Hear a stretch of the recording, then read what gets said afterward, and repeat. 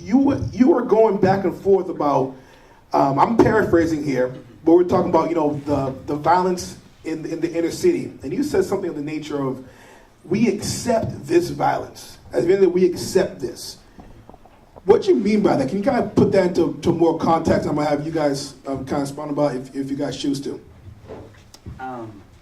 What I meant by at that time that we accept it is we're not doing enough. We're not aggressive enough in fixing the issues that are occurring in our communities because we're allowing for fear to paralyze us and not set up the structures in our community that we need to deal with the issues. And I'm speaking specifically minority communities.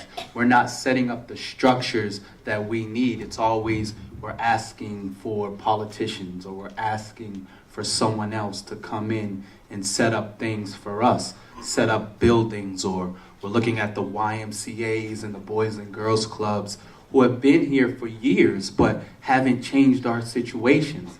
They have buildings and basketball programs and things like that. But at 9 o'clock, they close those buildings and they leave. They say, look, we're leaving here. We're going back to our homes and we don't trust you in our building, so we're going to lock it up even though we've made billions of dollars off of you.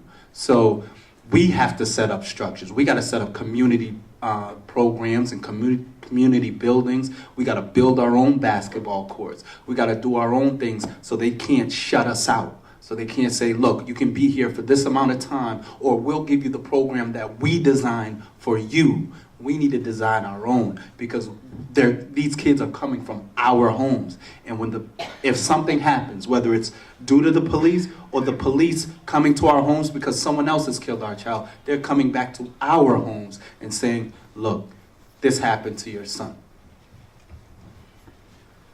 Any questions from the crowd? Any feedback from the crowd just in general on the documentary? I do want to kind of spread around the questions, but I want to put something out to the crowd. Any questions from the crowd just in general?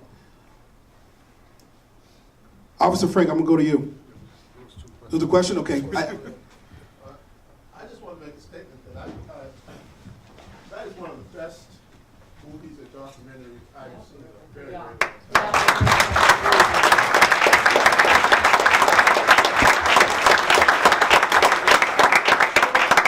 emotions that I felt during the course. I was angry. Right? I was really, really angry at the situation. I was inspired at the same time.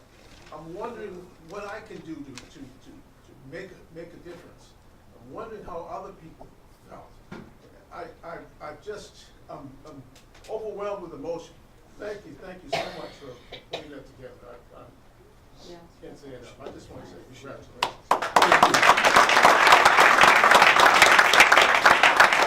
I'm pretty sure Will feels the same way, but I want to say, you're saying thank you to us, but we're just writing the story.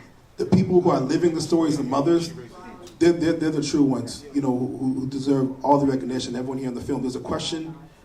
Behind where he was, and then we got Nancy too. What a question here was it Nancy? Or comment?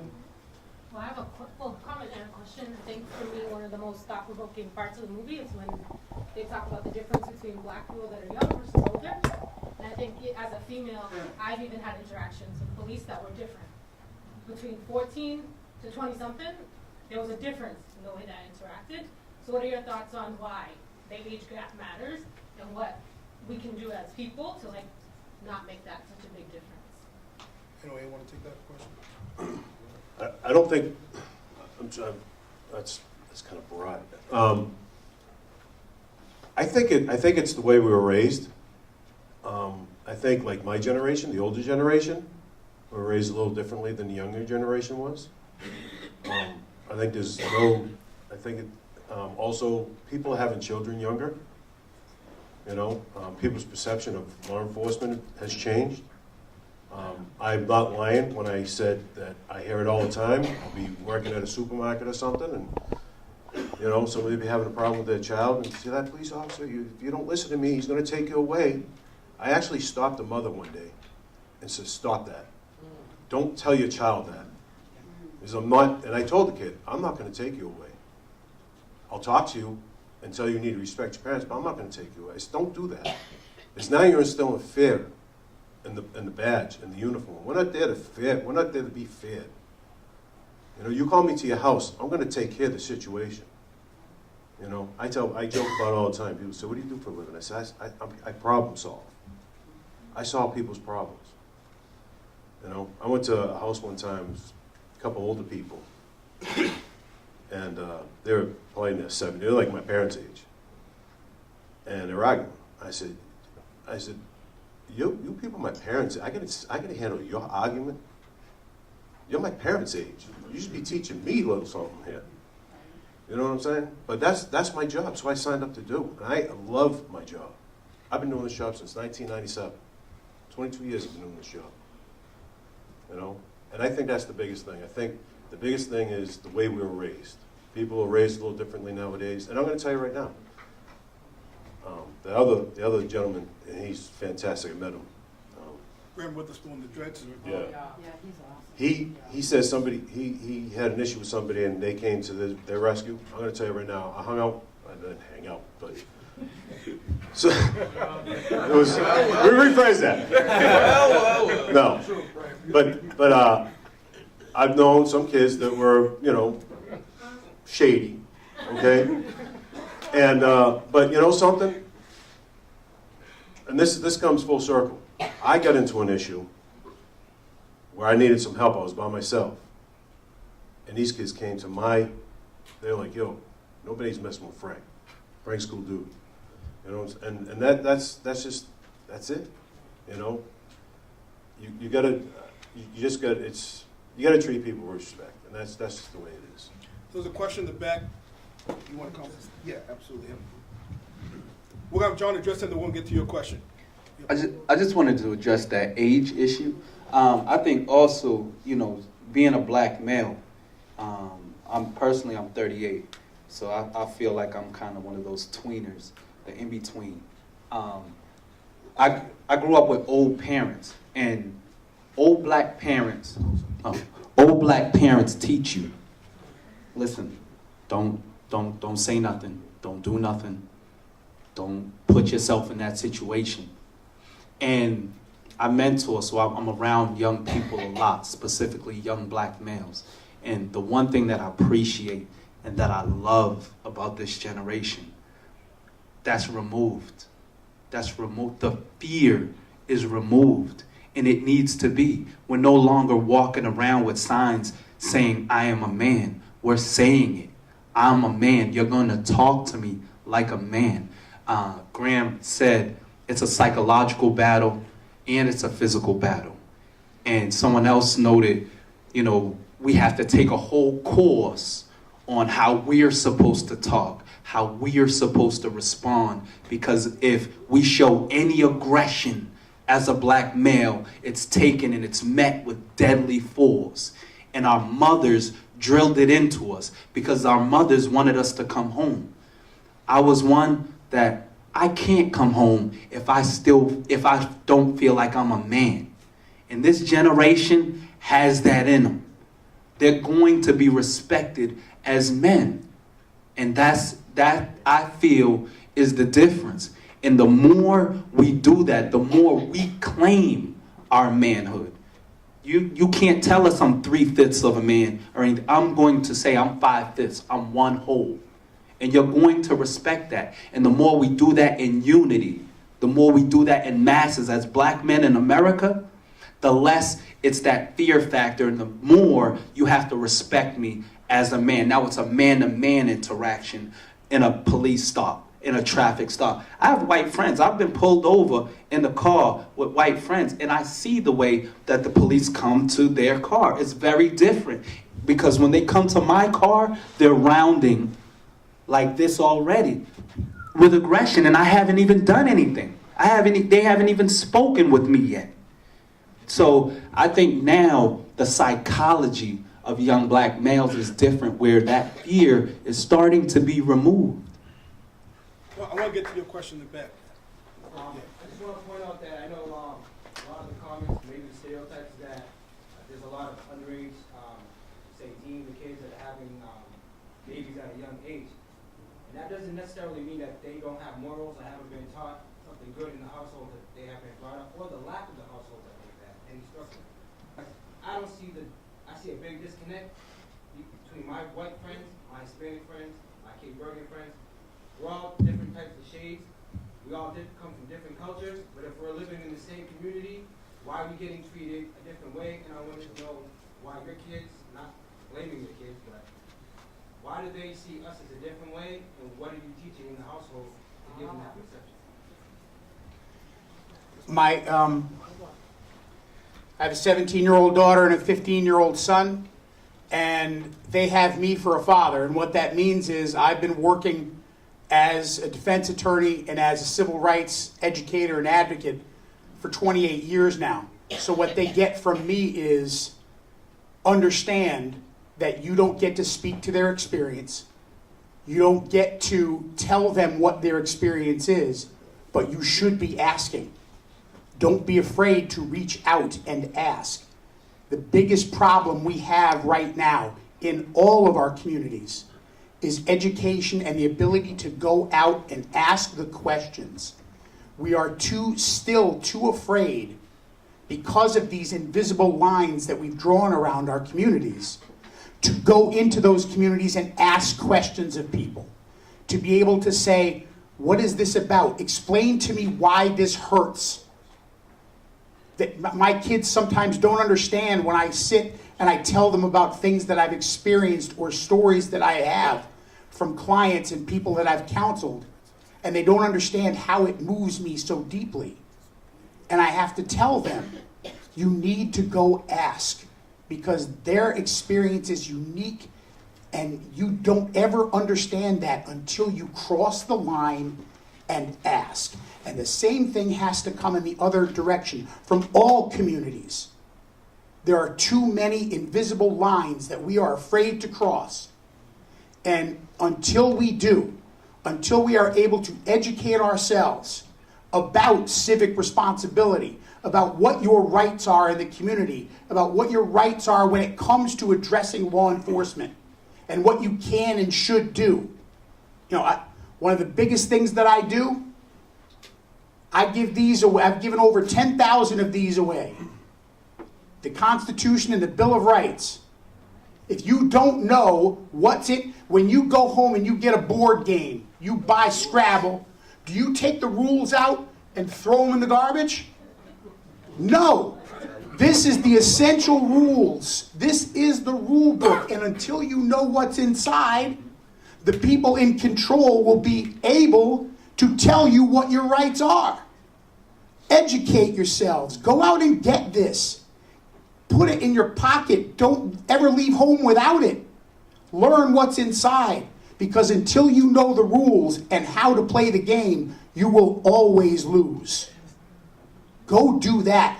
Teach that to your kids.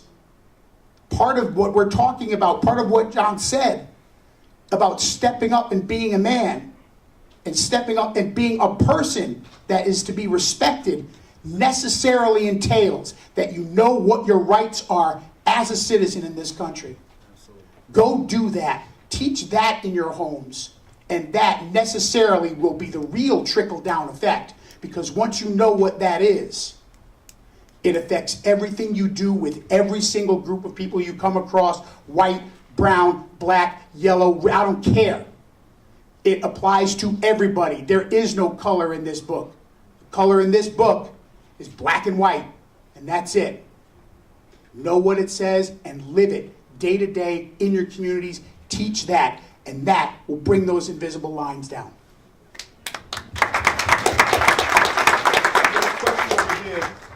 I know you had a question, right? Yeah, I have a question. Actually, after hearing what he just said, it kind of made me rethink it a little. Because he's right about the game. It is a game. And I think that the more, as I get older, I see it. The one that's to your right, you're right? John. I'm sorry about your name. What's your name again? John Williams. John. So, when you're saying, okay, as a black man, I feel like when you say that, I don't know if you're talking about, you must be talking about in general. Because every time you say some of those stuff, I'm like, God, I don't experience any of those stuff. Then I ask myself, I said, well, how come I'm not experiencing some of the stuff he's saying? If he's saying he's black, I'm black. I'm sure we have different backgrounds. You know, like, is it because I make different choices? Or do I approach life differently? Or just in a different environment? But why is that? You know what I'm saying? And it's just one of those things where I think I don't give myself excuses. I have 2 boys, and I look at them and I say, listen, Nate, Daniel, okay, here's what you need to do today to go to school and learn something. Then, like the guy to your left said, he said about the game. Someone said, listen, man, do you want to buy a house one day? Do you want to do this? You want to say, man, you gotta work hard. You gotta save your money. Like if I was pulled over by the police and I knew I need to get an attorney, maybe it's important for me to put money aside to create some kind of savings account so that way I can go get a lawyer. Like there's certain things I think it is a game. So the more you understand it, the more you do create some kind of strength inside you, then you start saying, well, I am a man. But if you're not doing any of those stuff, and then you're caught in a situation where your pants down, then you're like, oh, right. Like, yeah, I could see you feeling like, well, man, what do I do? So when you say that, it always, when I hear that, I go, I don't feel that. I don't feel that. I haven't had that kind of situation, to be honest with you. And it's not like I walk around saying that I'm a saint. I'm in the street, I do stuff, I work, but I don't experience that stuff. Do I see it? Yes. Do I see sometimes it's wrong? Yes. But I don't experience that. So I think sometimes it could be individual cases that we look at, and we got to examine that and say, what did you do to cause that? Not that I'm saying it's 100% your fault, but how did you end up in that situation where someone's coming with a gun to the side? How did you end up like that? Because I'm going, if my son came up to me, I would tell him, I said, what happened? How did you end up in that situation? So that's the thing that when you say, I was like, I don't see that for myself. You say black men. And that's one thing that there is a spectrum in our community, but you can look at statistics and see that we are unfairly arrested in black communities. I say that myself. I have a criminal history, but when they came up to my car, I'm a mentor in my community. You know what I mean? I've been doing this a long time. I've been a positive figure in my community for a long time. I got my 3 sons right there, and that's my number one concern, because my sons are growing up in this same community. They're gonna face these same. Now I have friends on the police force.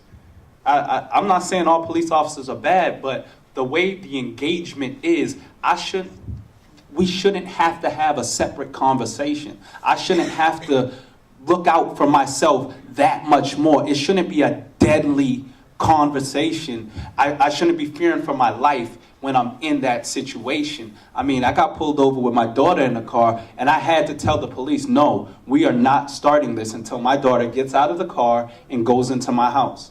And they tried to stop her from doing that. No, she's going in the house, because if anything happens here, this is going to be between me and you. Sure, some people, they may not experience it, and that's fine. But I have to look out for what my sons are going to experience, what young people in my community are going to experience, and I represent that. And it's an unfair thing, because of the color of my skin, that I have to be relegated to, because death is the ultimate thing. That's the ultimate. That's the worst case scenario, right? But every single day, young black people are incarcerated for situations where, all right, a police officer said, you got a little too aggressive. And now that young person has a case.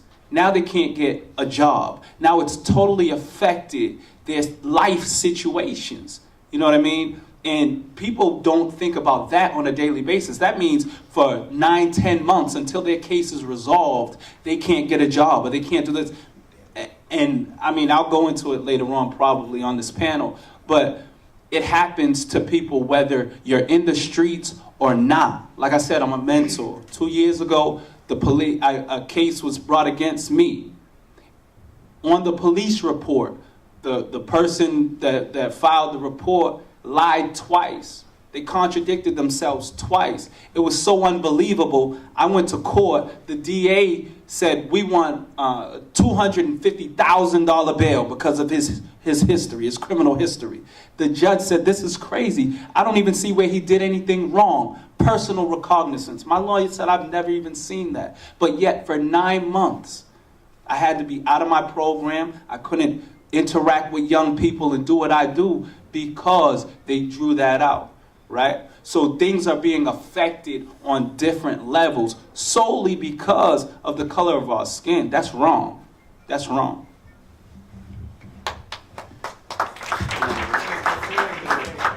So, I apologize because there's been a couple things and I kind of had a few.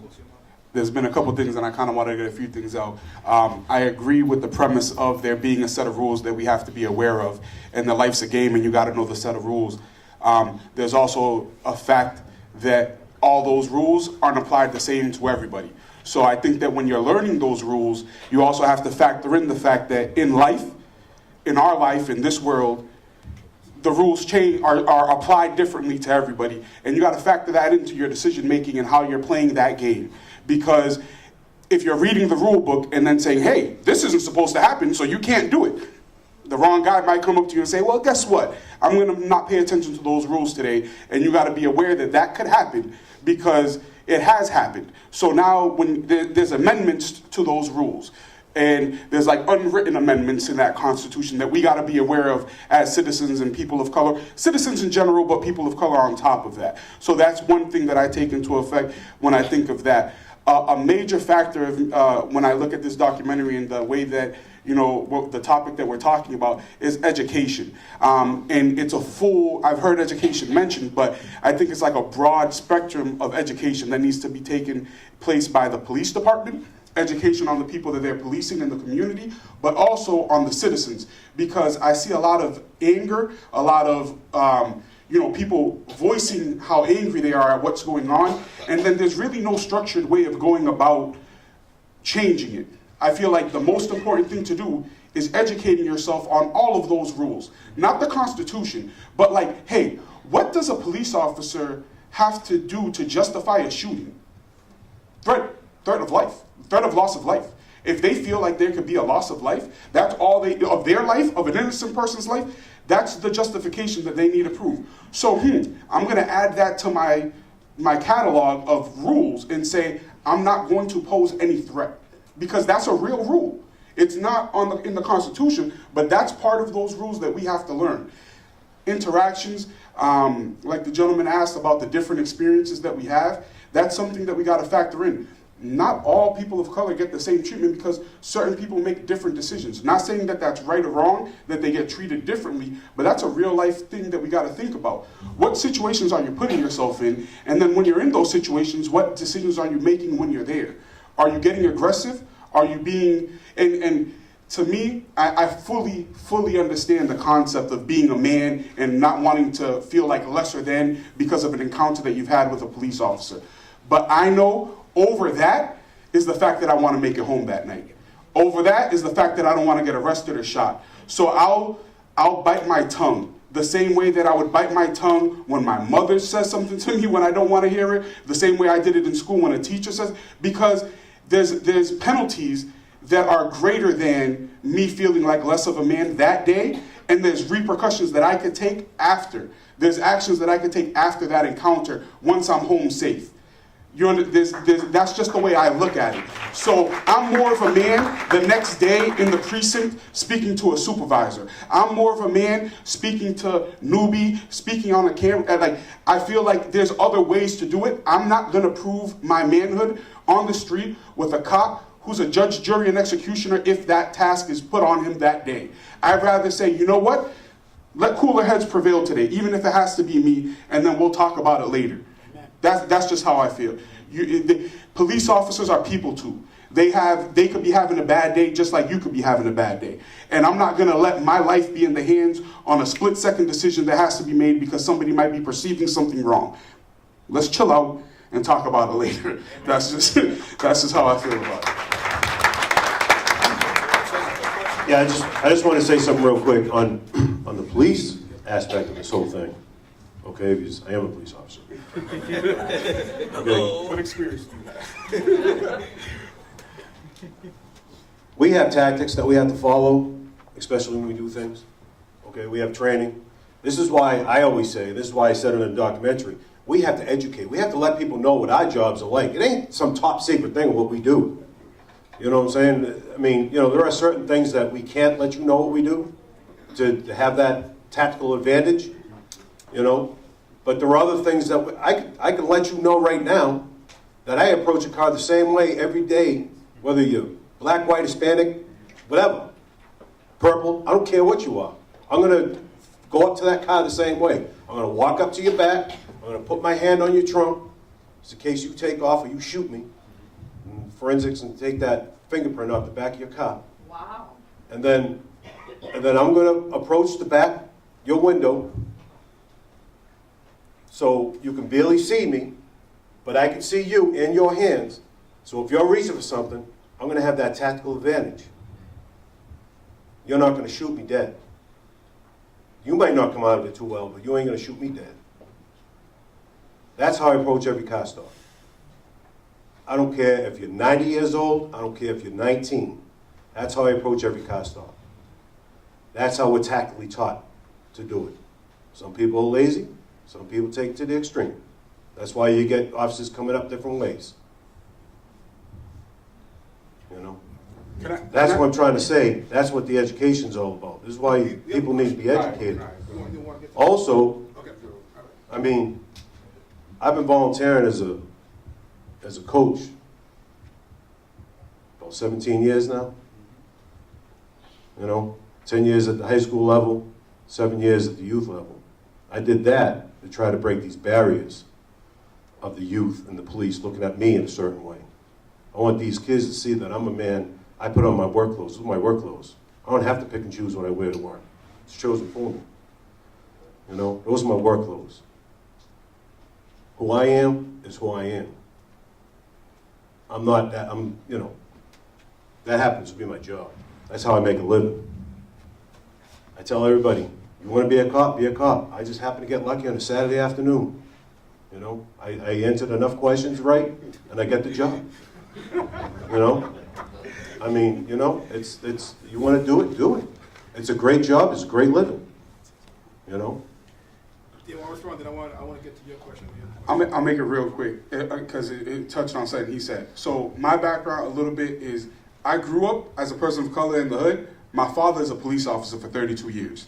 So I just like to tell people, when you're thinking about your interaction with a cop, and trust and believe, in my 33 years of life, I've had plenty, and not all of them pleasant.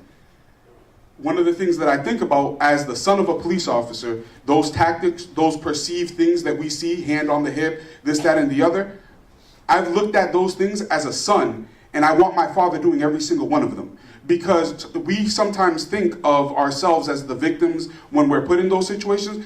But think about how scary it has to be as a police officer, not knowing what kind of person is in the car that you're pulling over.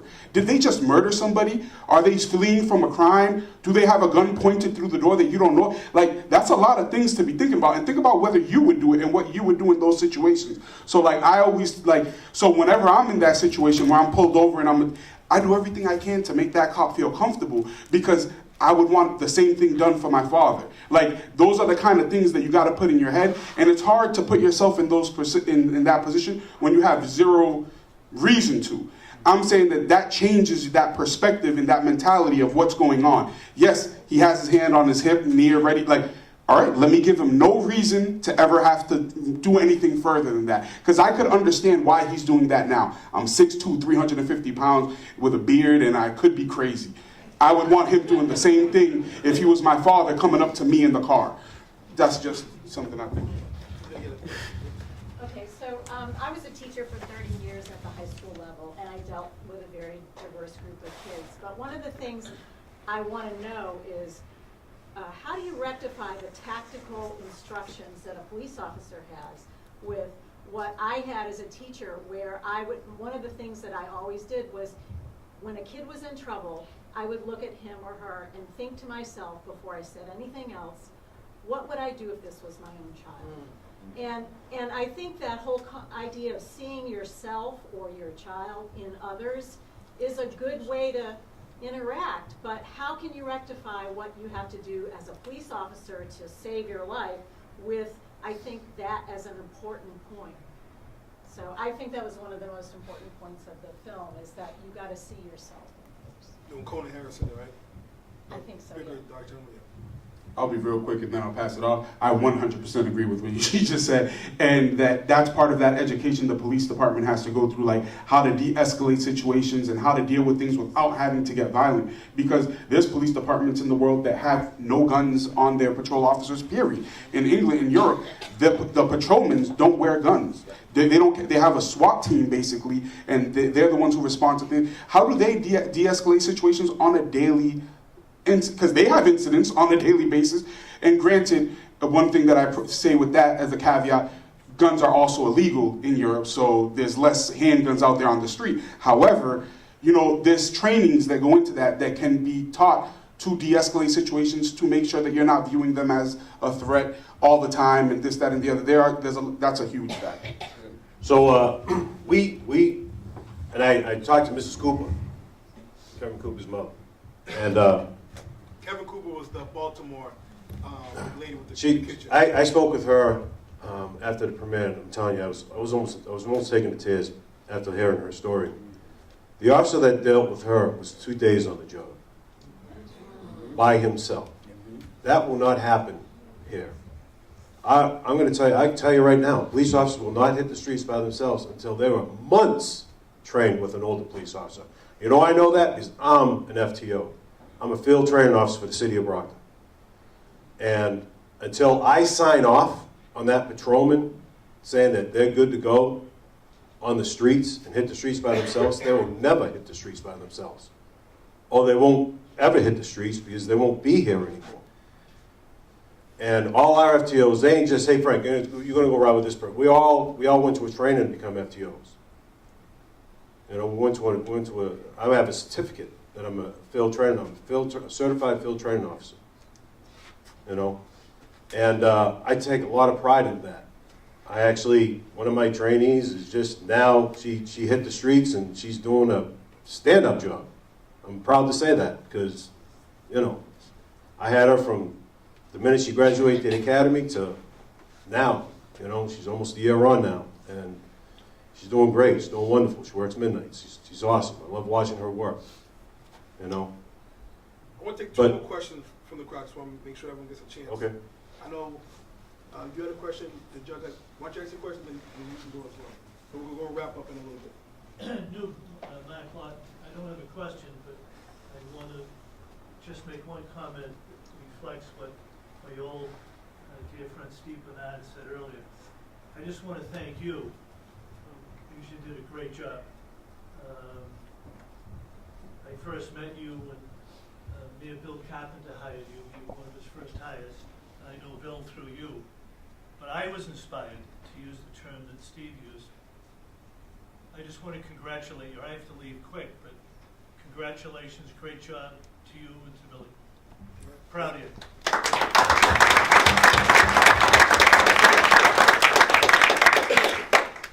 Just a quick story. Judge Lawton actually got introduced to Chief Hayden through rest in peace, Chief Hayden, through the judge and through the mayor, and one of Commissioner Gross's mentors was Chief Hayden of former chief of Brockton. So we kind of came full circle to that. Good job. I know you had a question. You had a question. I have more of a comment than a question.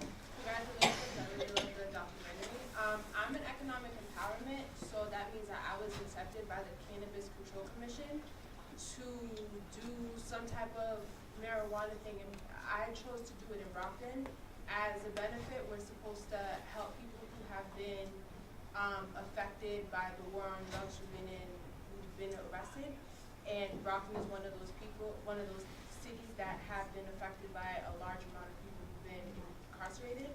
And as you talked about as something that can help the community, I want to provide funds to the community for kids who have families who've been in jail, for kids who are in the system, the juvenile system or some type of sort, and trying to build a connection with the police and the community. Because not all police officers are bad. I've been stopped a plethora of times, and I can say I've never had a bad interaction, but I know people who've had bad interactions.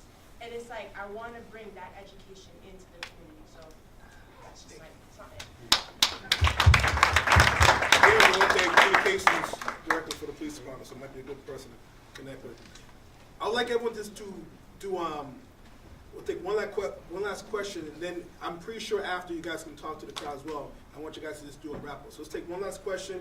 You guys do a final, your final thoughts, and I'm sure everyone would be want to talk to everyone in the crowd after, but I know we do have to wrap up in a little bit. Okay, Yes. so real quick, hi, my name is Unique. I'm from Boston, and the last time I had a dialogue or sat for something like this was when I worked for the Center of Teen Empowerment when I was about like 16 or 17, and I walked away from that feeling really unjust because the dialogue was more like, we're doing what we have to do to get home, you know, and those were kind of the things. It wasn't protect and serve, it was at police discretion, and it was just really dissatisfying. So I feel like we have made tremendous strides over the last 10 years between body cameras and just taking more initiatives in education within the community about things that we can do to make sure we are in less threatening situations with the police.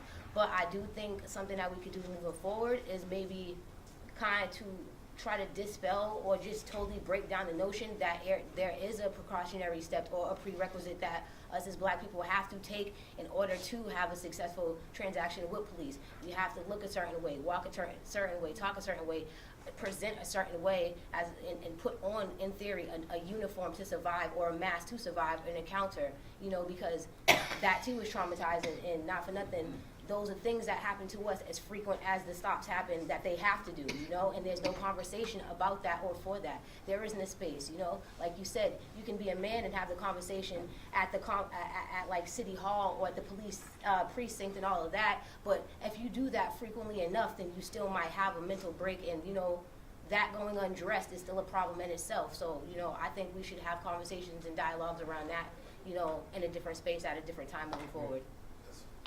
I just want to say something to that. That was very well put, and I agree with that. I just want to give a little bit of different perspective on that. Change doesn't happen overnight. And like you just said, from 10 years ago to today, we're in a much better place. We'll be in a much better place if we keep moving forward in 10 years. I can't expect a systematic oppression or laws or behavior to change overnight in a police force, just like it doesn't happen in the community. So I think that happens over time. The more pleasant interactions that we have with police officers, that starts changing all the negative ones that we had before, and it starts shifting that paradigm. So like, you know, the memory of bad interactions or the perceived threats that existed before, they start to diminish as more positive ones happen. And all I want to say to that is that a lot of the kids and, you know, youth in this generation, they want things happen. We live in an Instagram culture that things got to happen real fast. They don't happen real fast. Sorry, it doesn't.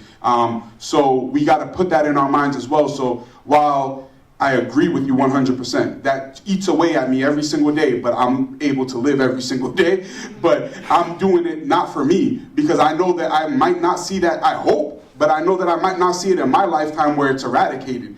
But it helps in the future. It's a daily struggle. Let's go around Frank. Let's have some final thoughts, John. Yeah, okay, so like I said, I've been a police officer 22 years. I'm a police officer here in the city of Brockton.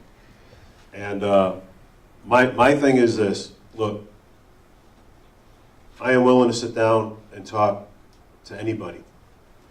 And I used to be part of, I used to be part of a youth dialogue where police and youth would talk, and it was an open conversation. And they could say whatever they wanted about police, and we would answer whatever it was that they had questions about. And, you know, maybe we can do that again, you know. But, I mean, you know, my thing is this. Just remember, we're part of your community, and I can honestly say that we're part of your community. We all live here, you know. The majority of us do. And just remember that, you know, look, and then, especially around here,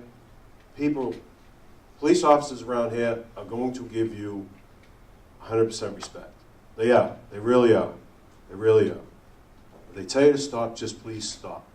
That's all. If you did nothing wrong, then they are going to do what they have to do, and they are going to move on. They're not even going to deal with you. Just, that's my, and please, parents, stop telling them that we're going to take their kids away. you know? I mean, you know, if you need us to help you with your child, I'll sit there and I'll talk with them and how important it is to respect your parents. But don't have them fear us. We're not here to be feared. We're here to help. And we are here to help. Whether you believe it or not, we're here to help you. That's what the police are here for. We're problem solvers. And we try to do the best we can. I want to be loved just like the fire department's loved. Please. We love you, Frank.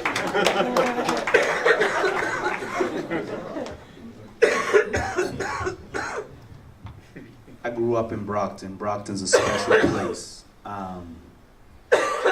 I agree that there are some great police officers in Brockton. I don't believe that all police officers will treat you with respect if you're in the right. The first time that I saw a gun to my face, I was 13 years old, and it was a police officer with a gun to my face. I wasn't charged with anything. I was walking, anybody that knows Hunt Street, I was walking down Hunt Street. I saw some of my friends, they were sitting out. They were hanging out. Those guys, they probably weren't doing anything legal. So I stopped, and the police used to drive down Hunt Street and wait for you to run, and then wait for you on the other side in the cut. So they drove down the street, everybody ran, so I just ran with them.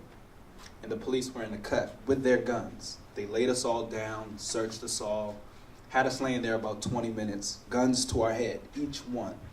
Came to each one individually, searched everybody. And with that experience, it makes it very difficult as you're growing up to have a positive image of the police. I was fortunate, though, that there were officers like Jake McGee. There were officers like Mike Clifford. You know, officers that you could see really cared. You know what I mean? Growing up, I've known Frank. We've had multiple interactions in the high school with young people, all type. And I know what type of man Frank is. I don't think I've ever encountered you as a police officer. But I know what type of man he is. There are police officers on the force that I grew up with that are police officers now. But as I began this, I was saying Brockton is a special place because there's so much diversity here. It's not a situation where you can say, I grew up only around black people, so I have this thing against white. No, I grew up around everybody.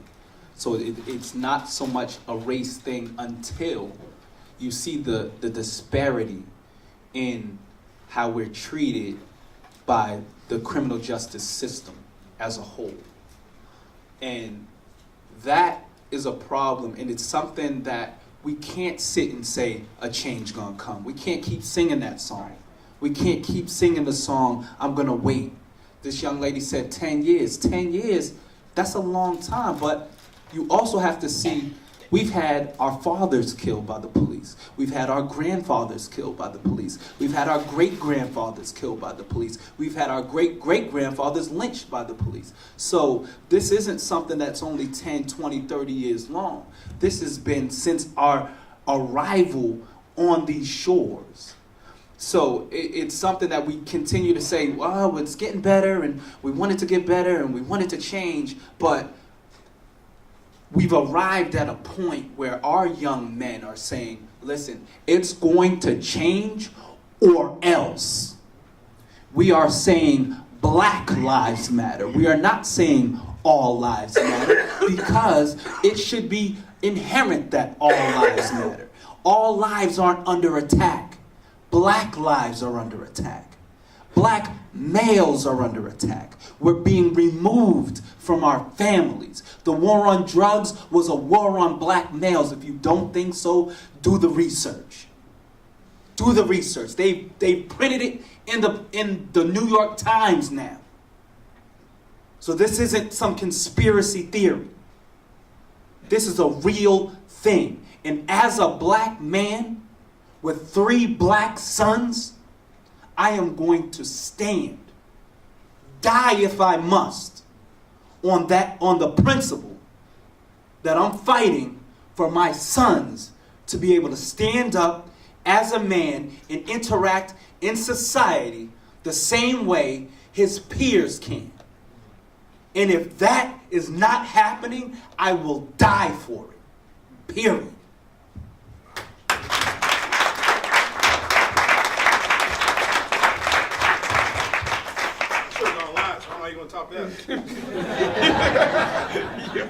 Are you testing me? The civil rights movement did not end in 1955 when people were allowed to sit down and have a sandwich at a lunch counter in South Carolina. The civil rights movement did not end in 1964 when LBJ signed the Civil Rights Act, or in 1965 when the Voting Rights Act was signed. It did not end in 1968 with the two tragic deaths of people that moved others into the movement themselves. It has not ended. It continues to go on. The civil rights movement will not end for so long as people who are convicted of selling crack are 5 times more likely to get federal sentences than people who sell powdered cocaine. The civil rights movement will not end until a person who is a person of color getting pulled over by law enforcement is 7 times more likely to be taken out of their car and searched than a person who is white. The civil rights movement will not end until the prison system, where we have a population in this country where less than 30% are people of color, and yet the prisons are filled with 58% people of color. The civil rights movement cannot end. It does not end when you are 8 times more likely to be convicted and sentenced to death if you are a person of color and you kill a white person than if you are a white person and you kill a person of color. The civil rights movement has not ended, and it will not end until all of those things are rectified, and until you no longer have to wear a mask, and until you no longer have to worry about what do I have to do to get home alive. You should not have to worry about that. That's when it ends. 10 years, 20 years, now. You all in this room know the serenity prayer. Lord, grant me the serenity to accept the things I cannot change.